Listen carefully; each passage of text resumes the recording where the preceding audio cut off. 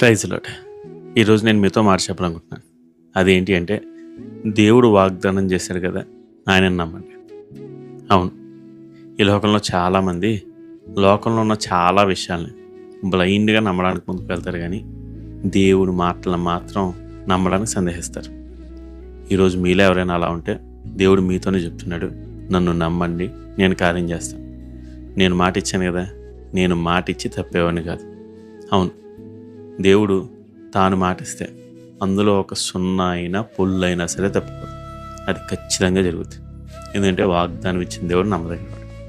అంత నమ్మదగిన దేవుడు మీకు వాగ్దానాలు చేసి మీ జీవితంలో నేను ఇలా చేస్తానని చెప్పాక కూడా మీలో ఎవరైనా ఇంకా దేవుణ్ణి సందేహిస్తున్నారా?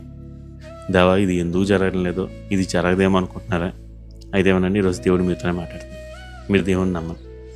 మనుషులు లోకాన్ని నమ్మడానికి చాలామంది ఉంటారు. ఇదిగో దీనికి ఉదాహరణకు చిన్న ఎగ్జాంపుల్ చెప్తా.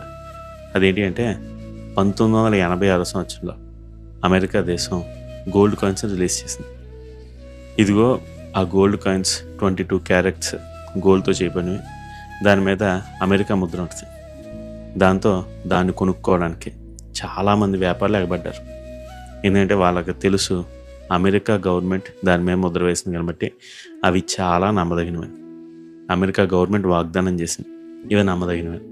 అందుని బట్టి వాళ్ళు దాన్ని అంత పూర్తిగా నమ్మారు. అందుకని ఎగబడ్డారు వాటిని కొనుక్కోవడానికి. ఇదిగో ఒక గవర్నమెంట్, కొద్దిమంది మనుషుల చేత నడపబడే ఆ గవర్నమెంట్ మాట ఇస్తేనే జనాలు అంతగా నమ్ముతున్నారు కదా. ఇదిగో మనుషులందరినీ తయారు చేసినవాడు, రాజ్యాలన్నిటి మీద అధిపతి అయినవాడు, రాజులకు రాజు, ప్రభువులకు ప్రభు, మన యేసే మీకు మాటిస్తే ఈరోజు మీరు నమ్మలేకపోతున్నారా? దేవుడు తానే మీతో మాట్లాడిన మాటల్ని ఇంకా మీరు సందేహిస్తున్నారా? ఇది ఒకవేళ మీరే ఎవరికైనా అలాంటి సందేహం ఉంటే దేవుడు చెప్తున్నాడు, నేను చెప్పాను కాబట్టి నేను తప్పక చేస్తాను, నన్ను నమ్ము అని చెప్పి. ఇదిగో మీకు కావాల్సిందల్లా నమ్మకం, విశ్వాసం. విశ్వాసం అంటే మీరు కొండను చూసి సముద్రంలో పడమన్నా పడదు. మీరు చేయాల్సిందల్లా విశ్వసించడం. ఈరోజు దేవుడు మీతో చెప్తుంది కదా, విశ్వాసం ఉంచు, కలవరపడకు, జడియకు, భయపడిపోకు. ఇది జరగదు అని చెప్పి నీ హృదయంలోకి సాతాను తీసుకొచ్చి ఆ భ్రమలో మితులన్నింటినీ తోసి నన్ను నమ్ము, నేను కార్యం చేస్తాను. మరి ఈరోజు దేవుడిని నమ్ముతారా?